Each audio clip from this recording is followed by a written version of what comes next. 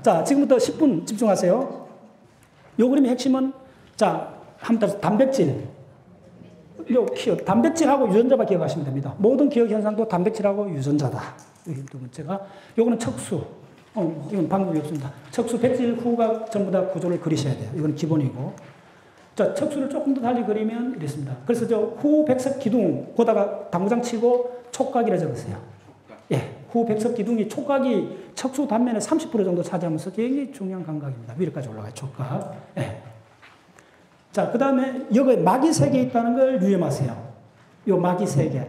요 마기 세 개는 척추부터 해갖고 우리 대뇌 브레인도 동일한 막으로, 척추하고 대뇌 브레인 다 동일한 막으로 쌓여있어요. 그래서 요 막으로 쌓여있는 브레인을, 자, 따라서 중추신경계. 예, 그래서 더 기본은 척수라는 거예요. 오케이.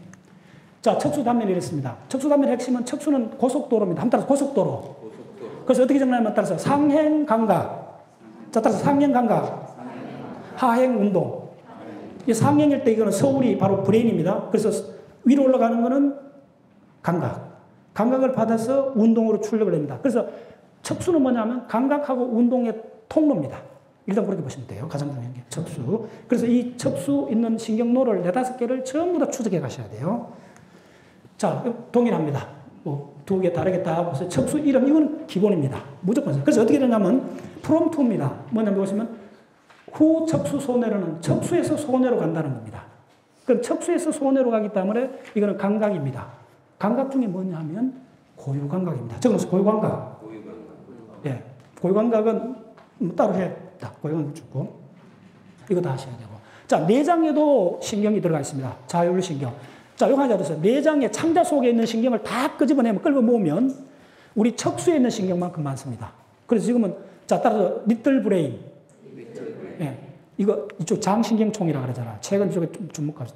제2의 브레인.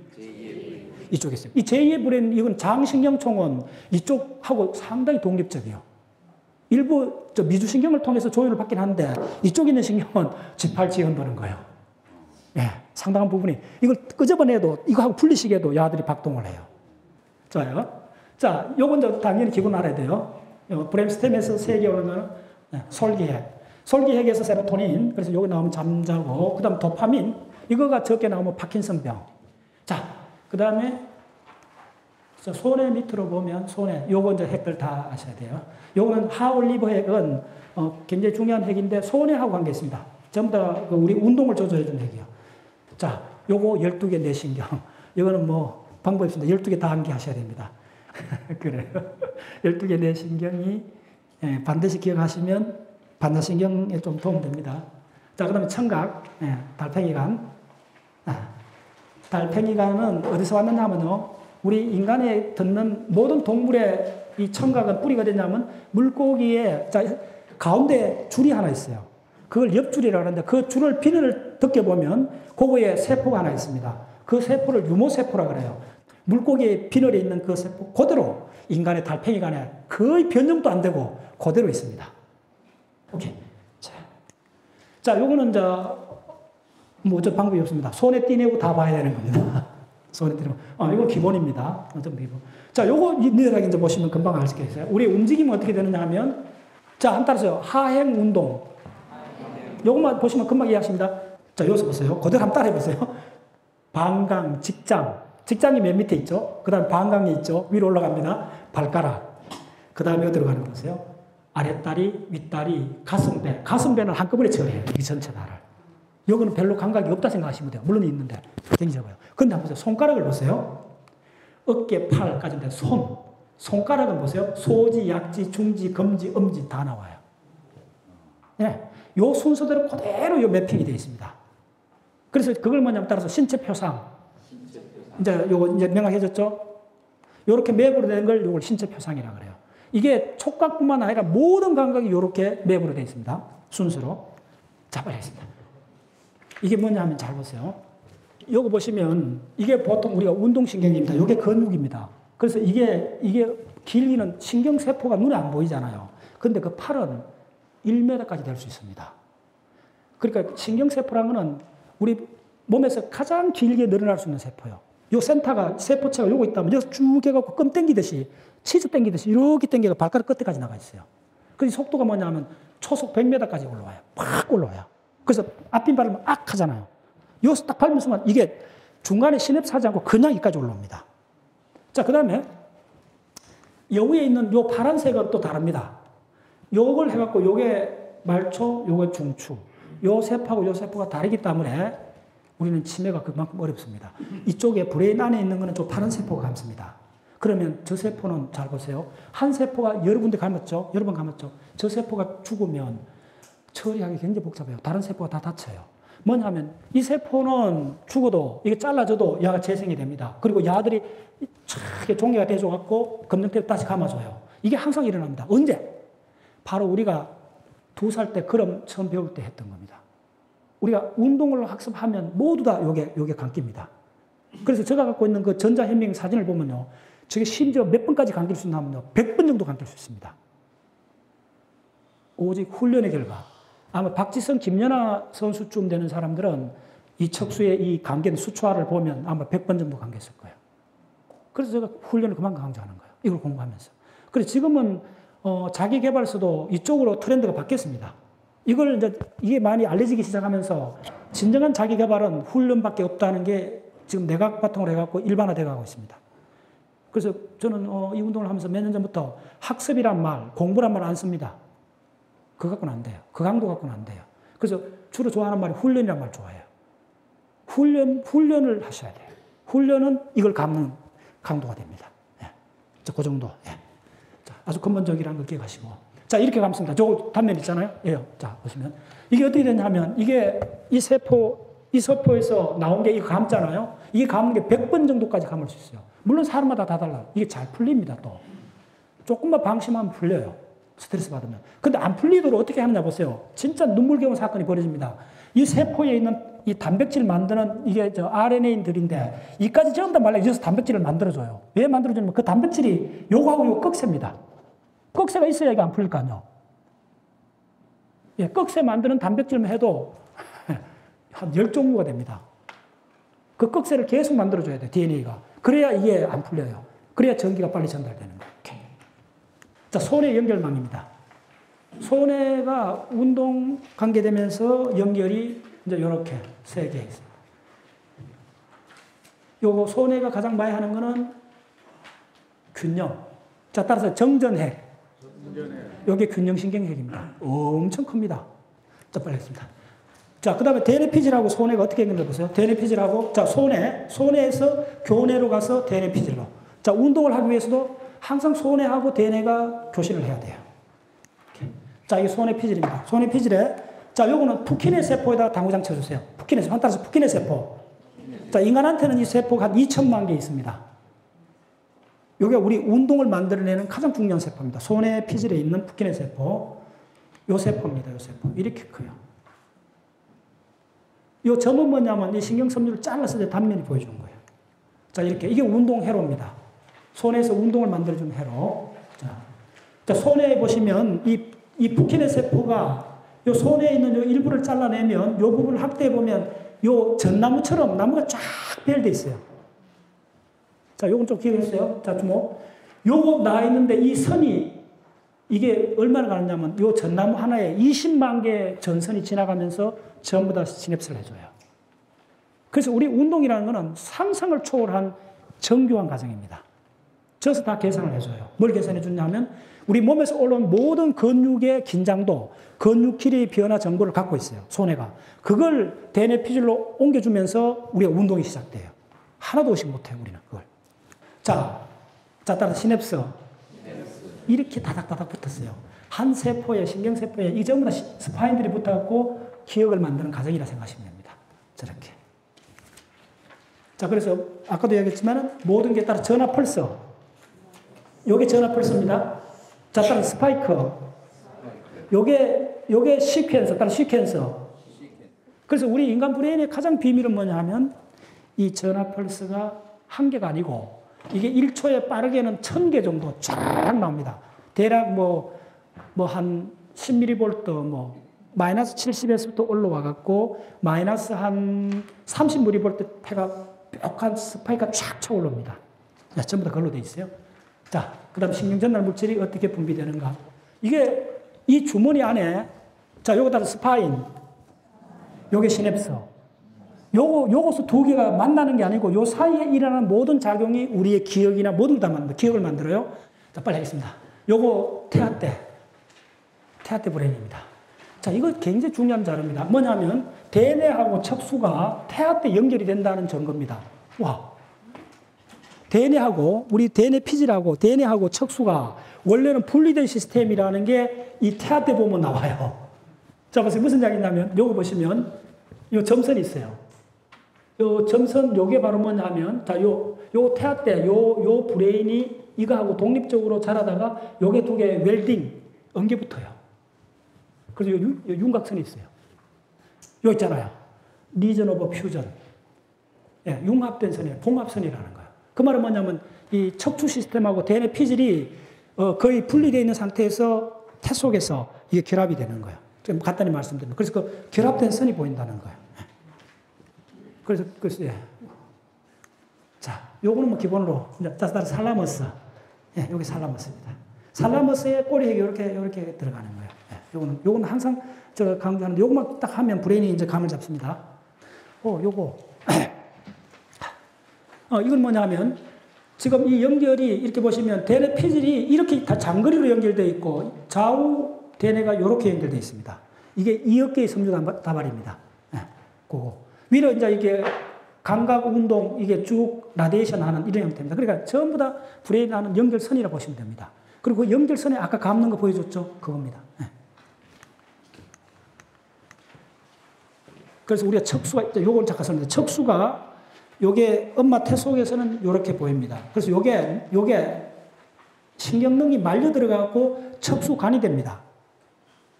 척수관을 만들어요. 신경관을 만들고 그래서 신경관이 나중에 척수가 됩니다. 자, 요거는 제가 강조를 많이 하는데 보시면 해마는 뭐냐 하면 요겁니다. 해마 요걸 이해하셔야 됩니다. 원래는 물고기 때 아주 5억 년 전에는 요거 하나밖에 없었다고 보시면 돼요.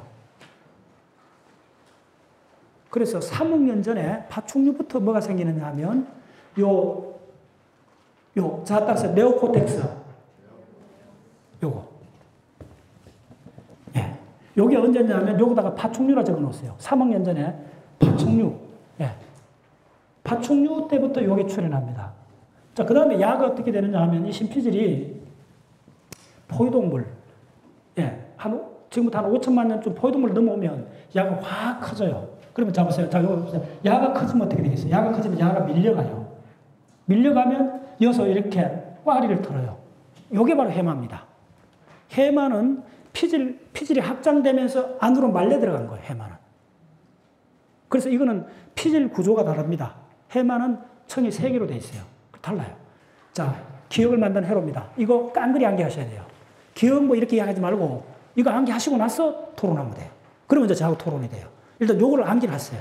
하면 뭐 전생이 어떻고 이걸 놓고 한번 해보자는 거예요. 요게 전체 연결입니다. 근데 놀랍게도 이게 이제 이 파페츠 회로인데 이게 기억을 만드는 회로인데 이게 처음에 1937년도 미국의 파페츠라는 사람이 이걸 발견했을 때 이름이 뭐였냐면 감정의 회로였어요. 그래, 기억하세요. 감정 영역하고 기억 영역은 거의 오버랩되어 있어요. 감정하고 기억은 동전의 양면 같은 거예요. 그래서 왜 기억해야 되느냐 하면 기억을 하지 않으면, 기억을 외주를 주면 감정이 사라져요. 학습의 기본은 기억입니다. 근데 기억이 우리가 이렇게 피상적으로 생각하는 것보다 더 근본적으로 기억을 강조해야 될 이유가 있어요. 뭐냐 하면 기억이 없으면, 자, 기억이 무슨 회로가 같느냐면 감정의 회로가 거의 같아요. 공부를 해보면. 자, 여기 보시면 이 중격행위라는 게 중독되는 회로입니다. 이 도파민이 확 분비되는 회로. 가장 강한 뭐가 되고 싶어 하는 거예요, 야들이.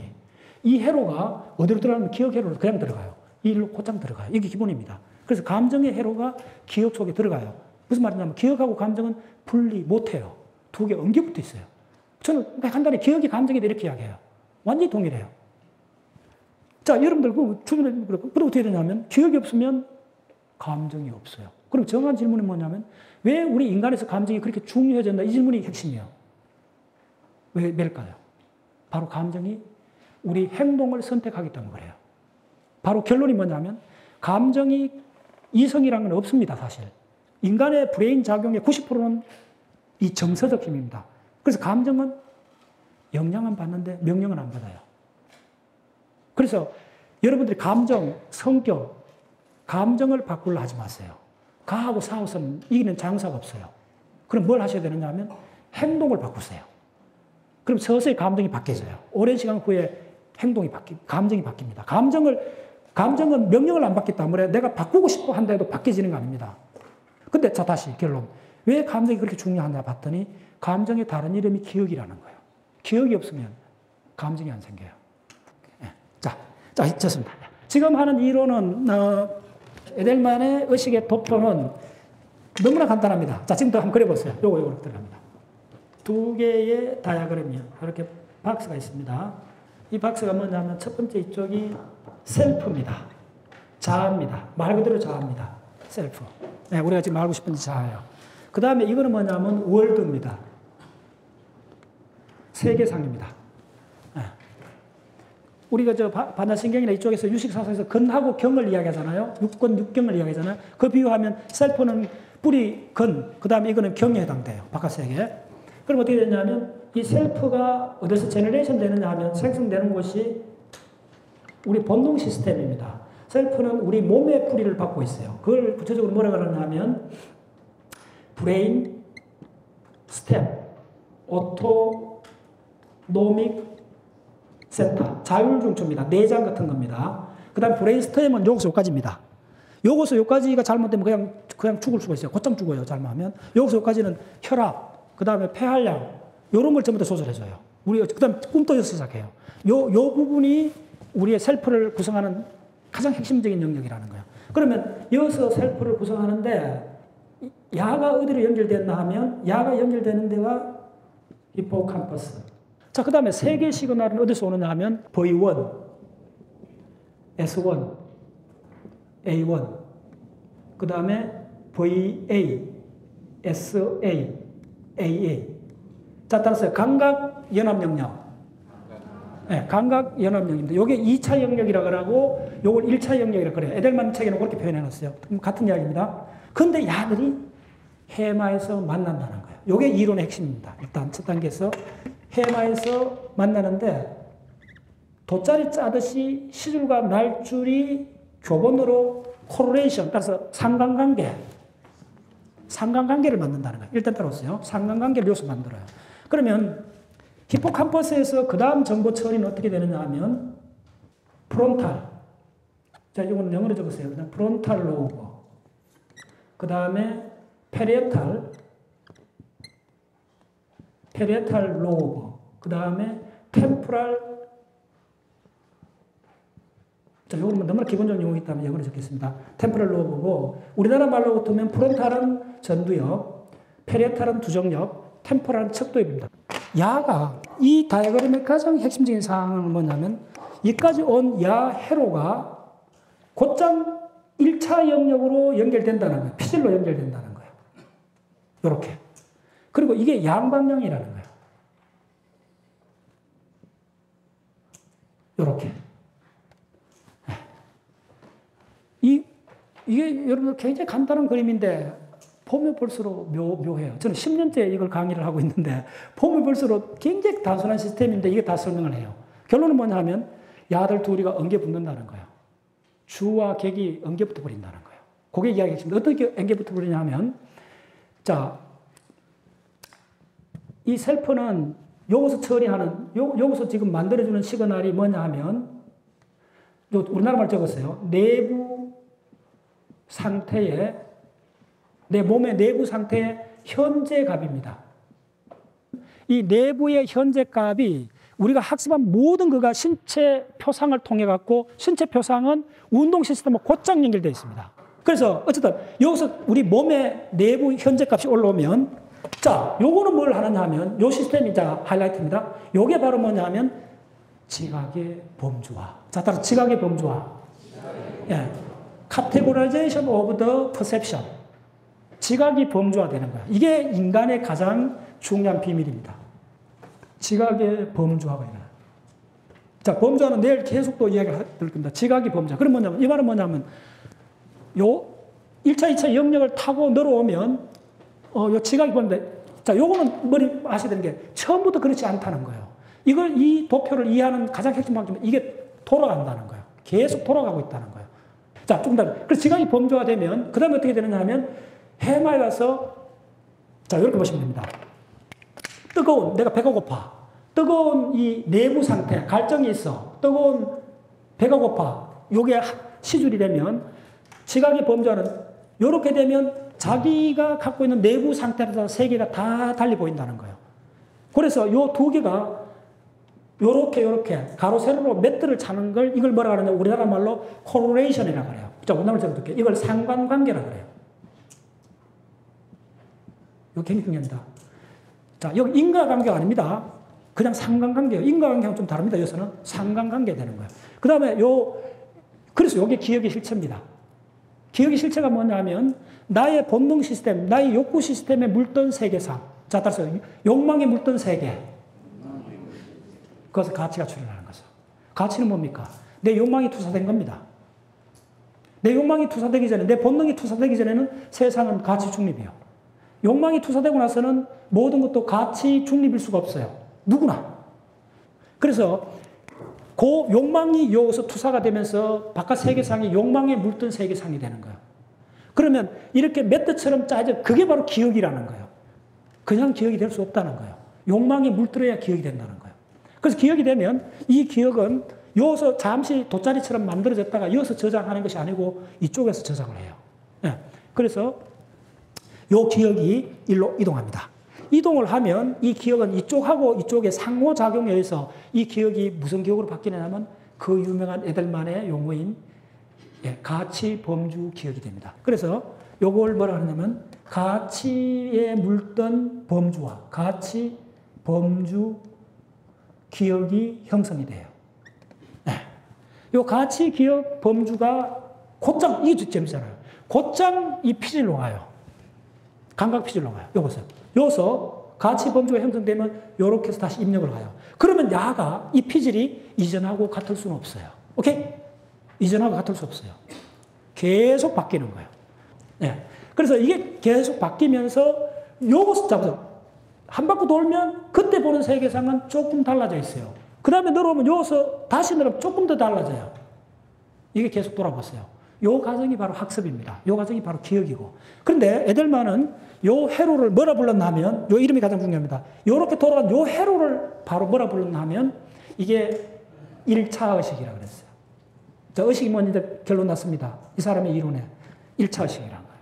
그럼 1차 의식의 핵심은 뭐냐 하면, 시간 의식이 없다는 거예요. 이게 핵심입니다. 자, 그 다음에 그 언어를 만들어주는 회로가 요거 추가가 됩니다. 그래서 고차 의식은 요것을 딱 하나만 바뀌어요. 굉장히 간단해요. 요거에서 언어를 생성해주는 회로가 요거 갖다 붙어요. 네. 요게 이제 요 용어를 좀 기억해 놓으세요. 요게 브로카, 발음을 하는 영역이요. 이 브로카 영역하고 그 다음에 또 베르니케 영역이 진화를 합니다. 베르니케 영역은 인간의 말소리를 음소리를 구분할 수 있는 거예요. 네. 네. 자연의 소리하고 인간의 소리는 다릅니다. 그걸 딱 구분하는 영역이 베르니케. 이 두 영역이 진화를 하면서 어떻게 되느냐 하면 이렇게 결합해갖고 이쪽은 전부 다 양방향 하살표가 연결이 됐어요. 자, 그럼 어떻게 되느냐 하면 언어가 출현하게 되는 거예요. 자, 언어가 출현하게 된다는 말은 뭐냐 하면 시간 의식이, 순서 의식이 출현한다는 거죠. 네. 자, 마무리하겠습니다. 자, 이 그림은 그려갖고 암기를 하고 어떻게 보셨냐면 계속 루프를 돌려봤어요. 돌리면, 한 바퀴 돌면 세계가 조금씩 바뀌어져 있어요. 바뀌면 내 기억이 바뀌어요. 돌아가면 1차 의식이 또 달라져요. 그러면 이 1차 의식을 에델만은 또 뭐라 표현하냐면 1차 의식을 장면이라고 그래요. 이걸 1차 의식을 다른 말로 장면의 생성이라고 그래요. 자, 그래서 기억은 여러분들, 1차 의식은 기억이 있긴 한데 어떤 기억이냐면 스냅 사진 같은 기억입니다. 시간이 없기 때문에 영화 필름 짤런 같아요. 스냅 사진. 바로 꿈에서 일어나는 사건과 비슷해요. 장면밖에 없어요. 그러니까 시간이 흘러가지 않아요. 그 대신 뭐냐면 그 장면 구성 하나에 진화적으로 배경하고 전경을 링크시키는 사건이 벌어져요. 근데 바베큐 파티를 했던 기억을 우리가 떠올리면, 예를 들면 피크닉 갔던 걸 떠올리면 뭐 바베큐 굽고 전심을 묻고 뭐 아는 사람하고 뭐 배구를 하고 뭐 이런 것들이 쭉 나오잖아요. 그러면 그 주변에 있는 너티나무도 같이 나와요. 그 너티나무하고 바비큐 파티하고는 별 관계 없어요. 없는데도 장면을 구성하면서 그게 돌아요. 그래서 우리 기억은 반드시 장면을 구성하기 때문에 기억은 개별 사건으로 인출되지 않습니다. 예를 들어 붉은 거라는 거, 붉다는 그 형용사 하나를 갖고 뭘 기억을 불러낼 수 있어요? 불가능해요. 반드시 장면을 따고 와요. 붉다면 장미의 붉은 거, 충성심의 붉은 거, 태극기의 붉은색 이런 식으로 그 전체 장면으로 타고 기억이 통째로 오지 개별 구성 요소 하나는 오지 않는다는 거예요. 그게 이제 이게 장면의 생성에 갖는 의미예요. 그래서 1차 식은 동물은 스냅 사진 같은 장면으로 되어 있다. 그걸 뭐라 그러냐면 이 도표에서 자 따라서 비주얼 싱킹 됐나요? 동물은 비주얼 싱킹을 해요. 인간도 할 수 있어요. 언제? 자폐증 환자들. 자 따라서 비주얼 싱킹. 예. 자 근데 인간은 보통 정상 인간은 뭐냐면 비주얼 싱킹도 하긴 하는데 바로 우리도 매일 저녁에 합니다. 매일 오늘 밤에도 비주얼 싱킹을 할 겁니다, 여러분들. 그게 뭐죠? 그게 바로 꿈이요. 됐죠? 명확해졌죠? 반드시 우리는 그 과정을 거쳐요. 그래서 험퍼리라는 그 영국의 심리학 대가는 뭐라 하냐면 우리 호모사피엔스 인류가 구석기 시대는 전 인류가 자폐증 상태에 머물렀을 거라고 추정해요. 이게 병적인 상태라기보다는 지금 자폐증은 스펙트럼 개념입니다. 지금 사람 중에 소극적인 사람 있잖아요. 약간 자폐증에 관한 사람들 어른들이 있어요. 그게 쭉 스펙트럼 개념. 그래서 인류가 진화하면서 동물 속에서 바깥에 뭡니까? 마지막 빙하기인데 엄청난 험악한 환경 속에서 인간의 감정이 다양해질 수 있을 것 같아요? 자폐증 환자는 타인의 감정을 읽는데 어려워요. 그래서 그 민속학자들이 아프리카에서 가뭄이 된 지역을 가갖고 한 10년쯤 가뭄이 진행된 그 원시 부족을 취재했더니 우정, 사랑 이런 단어가 사라지더래요. 네. 그래서 무슨 말씀 드리냐 하면요.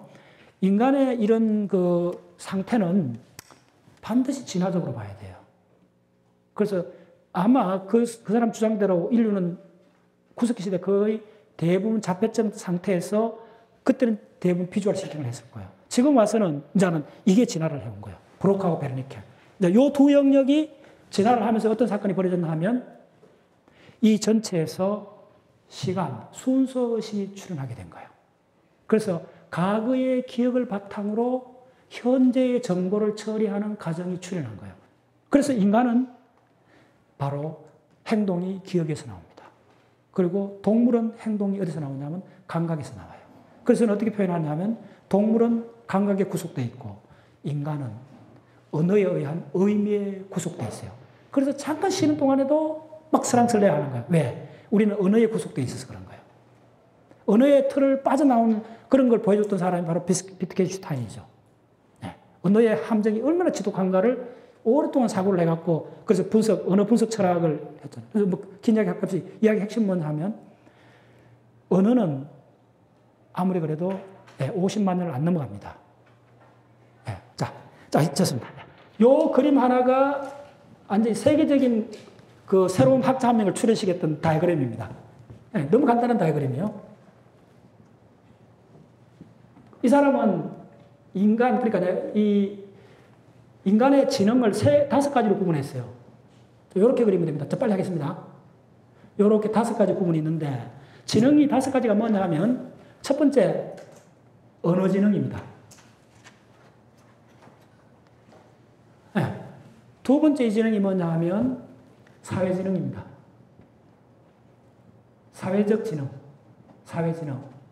네. 세 번째가 요게 뭐냐 하면 기술 지능입니다. 도구 지능이라 그랬죠. 옛날에 기술 돌화살을 총 만들고 하는, 낚시 만들고 하는, 그물 만들고 하는 이 손재간이 출현한 거예요.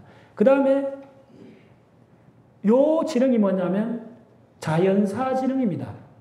요거는 뭐냐면 신롱시 생각하면 돼요. 신롱시가 온갖 그 독초를 먹어보고 이거 인간이 먹을 수 있는 거 없는 거 가렸잖아요. 그래서 독버섯 구분하고 야생, 짐승, 독을 구분하고 이거는 우리 호모사피엔스가 생존에 가장 중요한 지식이에요. 요거 자연에 대한 동식물의 지식이 자연사 지능이에요. 요 5가지, 요 4가지인데 가장 핵심 지능이 뭐냐 하면 요게 뭐냐 하면 요게 일반 지능이에요. 자, 그런데 네안데르탈인의 브레인은 어떻게 됐나 하면 이 지능이 문이 있긴 있어요. 다른 거하고 연결이 되는데 요렇게 연결되어 있어요. 요렇게 문이 열렸어요. 바깥하고 연결되는데. 요렇게 된 상태에서 우리 호모사피엔스는 어떻게 바뀌었나 하면 요 그대로 그려주시면 됩니다. 이게 최강문의 주제입니다.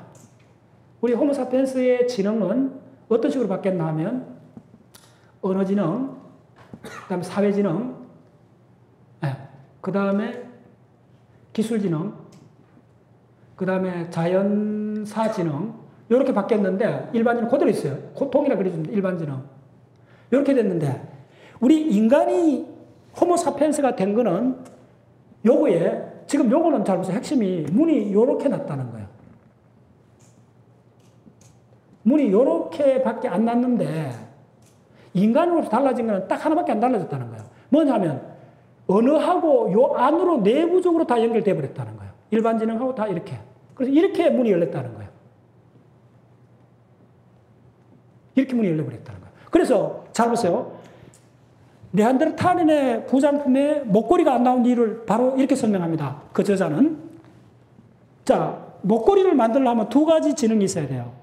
조가비를 가공해갖고 돌을 가공해 목걸이를 만들려면 가공하는 기술. 그게 도구 기술이잖아요. 기술 지능이 있어야 되고. 두 번째는 목걸이는 왜 자기가 하는 것도 있지만 목걸이는 선물할 수 있거든요. 그래서 목걸이는 나의 어떤 정포, 다른 사람의 한심을 살 수 있는 정표로서 타인의 마음을 아는 지능이 있어야만이 목걸이가 가능해요. 예. 그래서 뭐냐면 이 기술지능하고 요 사회적 지능이 기술지능하고 사회적 지능이 이렇게 연결된 거예요. 그래서 목걸이가 출현한 거예요. 자, 목걸이뿐만 아니라 제가 몽골 고비 사막을 5번 갔다 왔어요.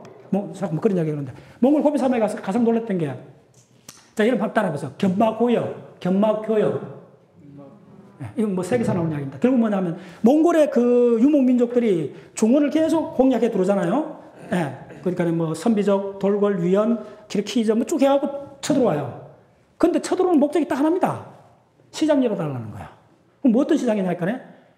내가 말을 줄 테니 당신들 양식을 좀 달라. 그거요. 난 처음에 그렇게 생각했어요. 왜? 유목민족들이 뭐 식량이 없잖아요. 고기밖에 못 먹으니까 살이나 보리 이런 걸 수입하는 줄 알았는데 그게 아니요. 틀렸어요. 뭐냐면 내가 당신들한테 말을 줄 테니 당신들은 중국 한족들은 비단을 달라는 거예요. 이걸 견마교육이라고 그래요. 모티브는 딱 하나요. 근데 비단이 뭐 없어도 살잖아요. 근데 유목민족들이 그 거친 유목민족들이 왜 비단이 필요할까요? 예. 딱 이겁니다. 사회적 신분이에요. 고대사로 올라가면 사회적 신분을 옷으로 구분하는 게 이게 핵심입니다. 네. 그래서 이건 무슨 이야기냐 하면 사회적 지능하고 기술 지능이 링크한다는 것은 사회가 그만큼 다양화돼 갖고 계급 분화가 일어나야 된다는 이야기예요. 그러면 그거에 비단을 해갖고 비단을 두르는 사람하고 황제 이런 사람들하고 평민들하고 구별이 된다는 거예요. 그대로 가면 그거 구분할 수 있는 방법이 몇 가지가 없어요. 가장 결정적이 비단이에요. 그걸 실크로드가 있잖아요. 네. 자, 그 다음 좀 드렸어요. 그래서 무슨 이야기냐 하면 지금 이렇게 바뀌는데 결정적인 역할하는 현상을 이 사람은 새로운 용어를 만들었어요. 그 용어가 바로 뭐냐면 인식의 유동이요. 자, 이거 브레인 강의입니다. 이거 연결하시면 나중에 인간이 어떻게 인간이 됐는가를 이해할 때 요도표하고 요도표를 기억하시면 상당히 관점을 가질 수 있어요. 그래서 뭐냐면 인식이, 자, 요 인식작용이 인지입니다. 인지와 같아요. 요게 서로 이쪽에서 네안데르탈은 어떻게 되겠어요? 왜 저 목걸이가 안 나오냐 하면 사회적 지능하고 기술 지능이 들어갈 길이 없잖아요. 막혀 있어요. 예. 그래서 지금은 호모사피엔스를 어떻게 하면 등산을 하면서 예, 시상이 떠오르잖아요. 약초를 켜면서 자연을 감상할 수 있잖아요. 예. 이렇게 복합적인 인지가 유동이 소통이 되면서 말 그대로 융합이 일어난 거예요. 인간의 정신지능이 융합이 일어나면서 폭발했는 게 언제냐 하면 구체적으로 바로 대략 3만 년쯤입니다. 그걸 뭐라 그러냐면 후기 문화의 대폭발이라고 그래요. 자, 한번 따라서 후기 문화의 대폭발. 자, 그래서 뭐냐면 후기 문화의 대폭발부터 일어나는 유리칸의 현상이 뭐냐면 지구상에 있는 동굴벽화, 알타미라 벽화든지 모든 동굴벽화가 거슬러 올라가면 대략 3만 5천 년 이렇게밖에 안 나요. 근데 2년 전인가 인도네시아에서 동굴벽화가 나왔는데 4만 년 전에 거라 추적해갖고 전 세계 고고학계가 발칵 뒤집어졌어요. 그 정도 중요한 사건이에요. 무슨 말이면 동굴벽화가 출현하는 거는 4만 년 안 넘어가요.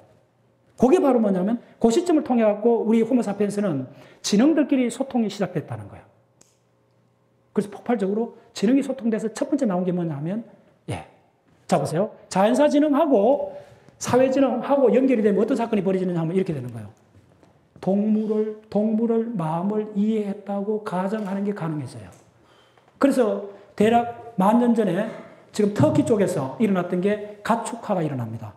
농업혁명하고 가축화가 동시에 일어납니다. 농업은 뭐부터 시작하면 귀리, 보리 이쪽부터 시작해요. 밀, 귀리가 가장 먼저입니다. 이게 시작되면서 대략 요즘 한 20,000년까지 보는데 정설은 한 15,000년, 10,000년쯤 됐어요. 그 다음에 식물을 재배하고 동물을 가축화하는 게 동시에 일어납니다. 그럼 동물을 가축화하는데 먼저 전제조건이 뭐냐 하면 자연에 있는 자연물에 가까운 동물하고 인간이 대등하게 소통하게 돼야 돼요. 인지가 유형이 돼야 돼요. 그래서 그게 고대 사회 종교의 출현입니다. 그게 토테미즘, 애니미즘이 출현하는 거예요. 모든 자연물에 영적인 힘이 있다고 인류는 믿게 된 거예요. 그거는 뭐냐면 나의 내면의 상태를 자연물에 투사하는 거예요. 바로 컴바의 얼굴이 되는 거예요. 그 현상이 일어나면서 이때 자연에 있는 동물하고 인간은 대등한 관계로 맞선꼴로 씁니다. 그런데 농업혁명이 가축하기 전에는 자연하고 동일했어요. 농업혁명이 일어나는 가장 결정적인 사건은 뭐냐면 자연에 있는 식물을 내가 재배를 했잖아요. 동물을 가축화했잖아요. 그러면 인간의 사유재산이 돼요. 사유재산하고 주인은 사회적으로 동등할 수가 없어요.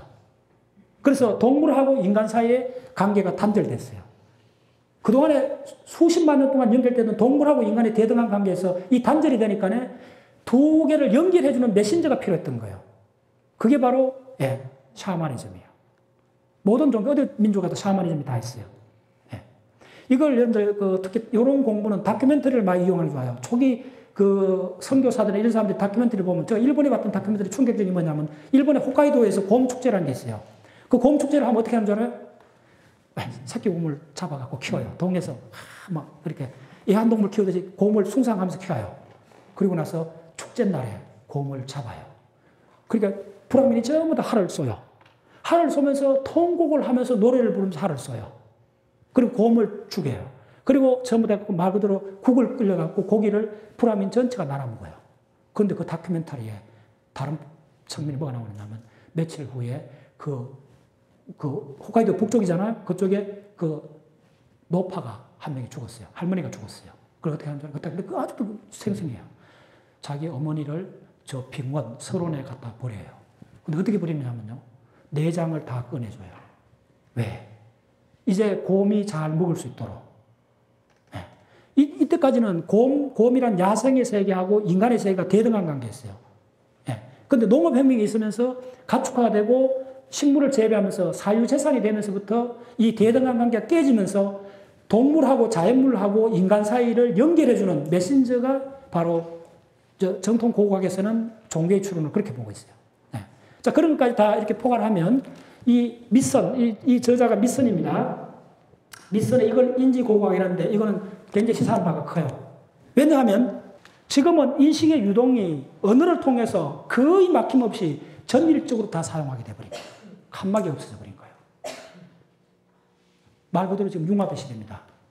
그래서 여러분들이 그러니까 불교 불자가 아닌 그렇게 종교를 모르는 사람은 종교를 공부해야 되겠지만은 서로 소통을 해야 돼요.